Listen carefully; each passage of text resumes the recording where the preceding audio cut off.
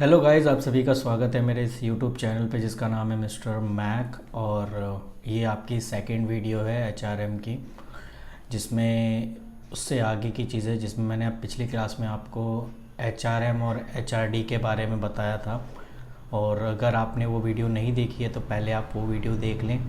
फिर आपका ये जो वीडियो है ये सेकंड पार्ट है, जिसमें मैं आपको बताऊंगा कि एचआरएम का ऑब्जेक्ट क्या होता है, हम ये क्यों करते हैं, क्या इसका उद्देश्य है, इस पे हम बात करेंगे।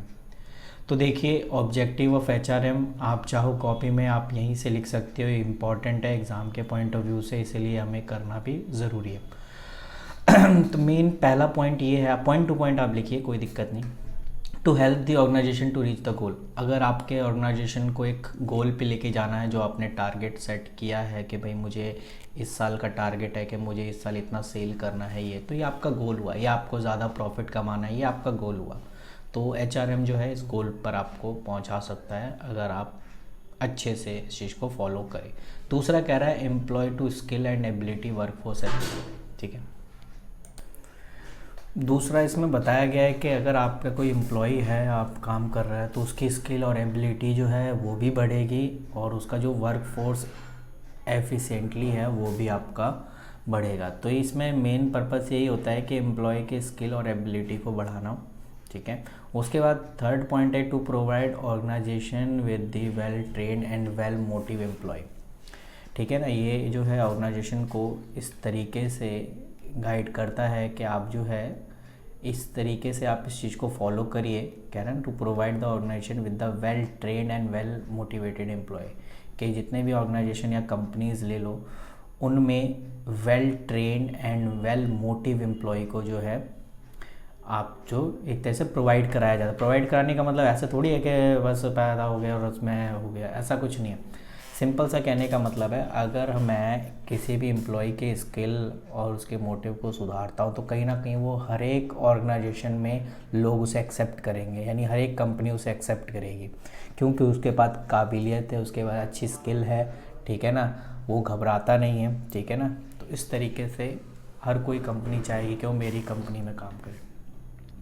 To increase to the fullest employee job satisfaction, कहीं ना कहीं देखो ये एम्प्लॉय के लिए ही बात कर रहा है, ऊपर से लेके नीचे जितने भी आप पॉइंट्स देखो एम्प्लॉय के बारे में बात कर रहा है एचआरएम। तो कहीं ना कहीं अगर एम्प्लॉय अच्छे रहेंगे तो ऑर्गेनाइजेशन भी अच्छा ग्रो करेगा, ठीक है ना। तो वही कह रहा है increase the fullest employees job satisfaction and self actualisation, ठीक है ना। तो कहीं ना कहीं अगर उसके अंदर मैंने क्या कहा, अगर उसके अंदर अच्छी स्किल है, अच्छा मोटिव है, सेल्फ एक तरीके से कह दो सेल्फ कॉन्फिडेंट भी है बंदा, तो कहीं ना कहीं उसकी एक तरीके से सेटिस्फेक्शन लेवल भी बढ़ेगा और हर एक कंपनी उसे एक्सेप्ट करना चाहेगी। Develop and maintain quality of work life, ठीक है।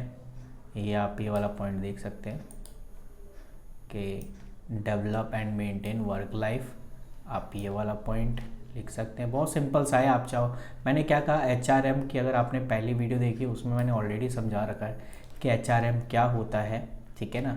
एचआरएम में हम किन चीज़ों को प्रॉपरली हायर करते हैं, तो इसीलिए आपको ज़्यादा इतनी भाग दौड़ करने की ज़रूरत नहीं, आपको आराम से वो सारी चीज़ें मिल जाएंगी।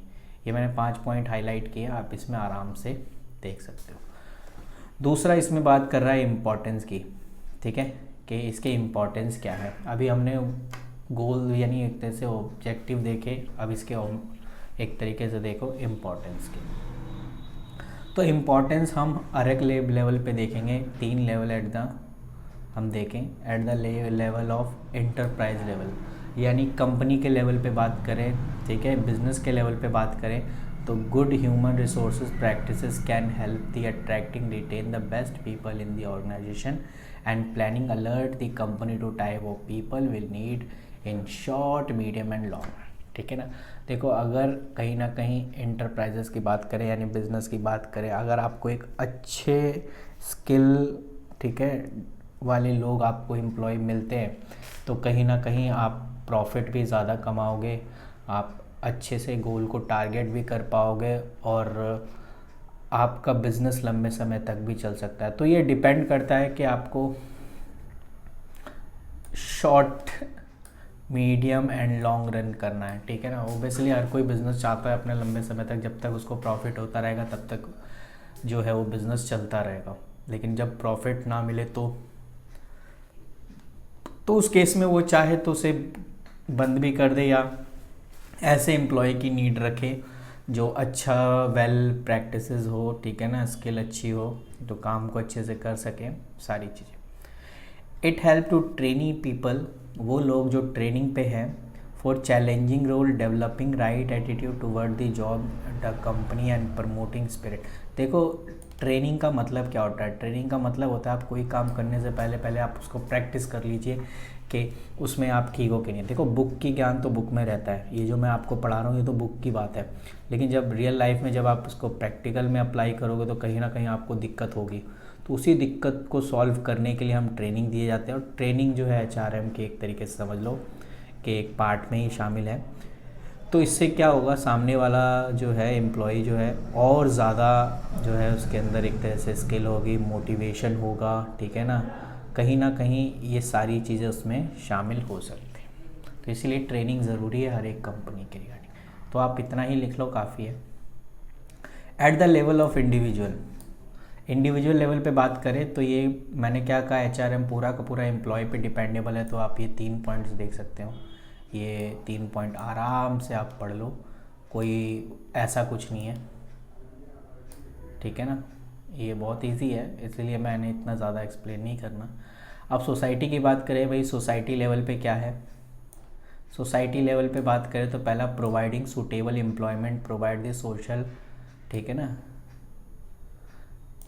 हाँ, ये आपका ये भी बहुत इजी है, आप इसे एक बार पढ़ सकते हो, कॉपी में लिख सकते हो, ठीक है ना।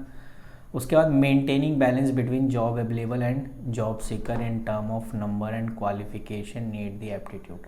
देखो बैलेंस मेंटेन करना, क्योंकि अगर जॉब की ज़रूरत है तो किन को, एक तो कंपनी को ज़रूरत होगी एम्प्लॉय की, और एम्प्लॉय की ज़रूरत होगी कंपनी की जहाँ वो काम करे। तो इन्हीं में एक प्रॉपर एक बैलेंस रखना कि भाई जितनी कंपनी को ज़रूरत है उतने हमारे पास एम्प्लॉय स्किल डेवलप है कि नहीं है। उन लोगों की मैं बात नहीं कर रहा जो सिर्फ ग्रेजुएट हुए हैं या 12वीं पास हुए हैं, क्योंकि उनको अभी कुछ आता नहीं है तो कहाँ से उस चीज़ को करेंगे, ठीक है ना। तो ये इस चीज़ को थोड़ा सा दिक्कत में। उसके बाद थर्ड पॉइंट है, eliminate waste of human resources through the conversation of physical and mental health. देखो कोई हेल्थ जो है वो फिज़िकली के साथ साथ मेंटली हेल्थ भी चेक की जाती है, ठीक है ना।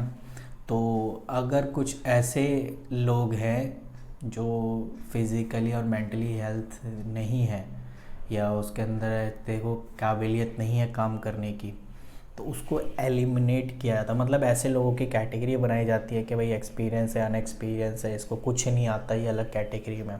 तो इस तरीके से हम क्या कर सकते हैं, एलिमिनेट कर सकते हैं, और जो बेस्ट होगा उसको पहले सेलेक्ट किया जाएगा, ठीक है। सिफारिश की तो यहाँ पर ज़रूरत ही नहीं है। और कहीं ना कहीं ये नेशनल लेवल पे इतना आप लिख लोगे, अगर आप इतना लिख सकते हो इम्पोर्टेंस में, मेरे हिसाब से इतना बहुत है, ठीक है ना। लेकिन बात करें अगर एट नेशनल लेवल पे, तो भाई नेशनल लेवल पे क्या होगा कि effective use of human resources help the exploitation of natural, physical and financial resources better way, ठीक है।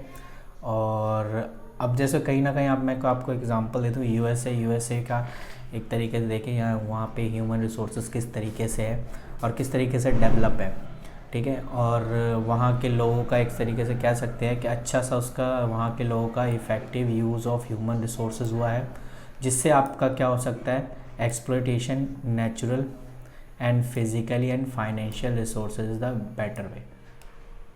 कि आपके पास बहुत सारे ह्यूमन रिसोर्सेज पड़े हुए हैं इंडिया में, स्किल्ड है अनस्किल्ड है, मैटर नहीं करता, लेकिन उसका सही से इस्तेमाल जो कर लेता है उसके कहते हो उस कंट्री का तो कहीं ना कहीं वो एक डेवलप्ड कंट्री में आ जाता है, ठीक है ना। तो हमारे पास ह्यूमन रिसोर्सेज बहुत है, आबादी बहुत है, इतनी ज़्यादा है कहने की बात नहीं है।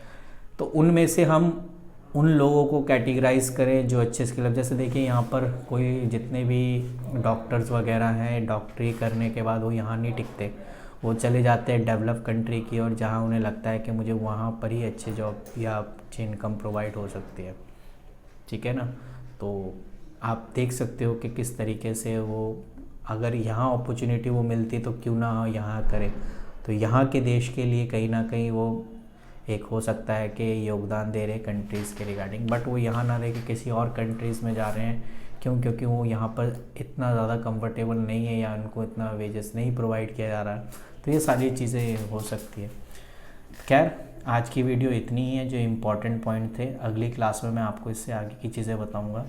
तब तक आप ध्यान रखिए और अपने ये जो कॉपी में ये सारी चीज़ें नोट कर लीजिए, एग्ज़ाम के पॉइंट ऑफ व्यू से तो इम्पॉर्टेंट है।